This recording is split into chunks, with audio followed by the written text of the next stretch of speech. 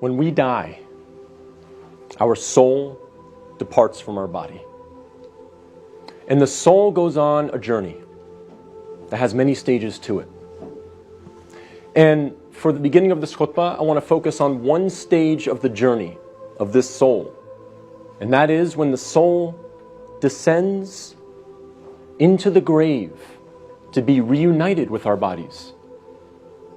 And when the soul is coming down, it witnesses the janazah, the funeral. And your body is laying there on the ground, wrapped up, getting ready to be buried. And you're descending and you're seeing this, and you're hearing it, you're experiencing it. And when the people then take your body and place it in the grave, your soul descends in there, into the grave, to be reunited with your body. And then your loved ones, your friends who were there at your janazah, they will start shoveling dirt, start picking up dirt with their hands and placing it in the grave, throwing it on top of you, and you will feel it fall on top of you. And they will do this until you are completely covered up. And you will be there in the grave, covered up, and you will have consciousness. You will be alive. Not physically, obviously, but your soul will experience this. And then after your family makes some du'as, and they say some nice, kind words about you, they'll walk away. They'll leave. And you will hear their footsteps, as the Prophet, peace and blessings be upon him, said, that you will hear their footsteps as they walk away. And you will be there alone, in the grave, by yourself. Darkness, silence. What happens at that point? Two angels come to you, Munkar and Nakir. And they ask you three questions. Perhaps the most important questions you will ever be asked, and the three most important questions you will ever answer. And those questions are, what is your deen? Translated as, what is your way of life or your religion? Who is your prophet? And who is your Lord? Not necessarily in that order, but those are the three questions.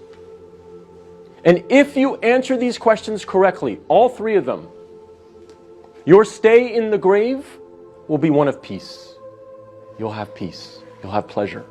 Until the day of judgment, when the horn is sounded, and you are raised up out of your grave.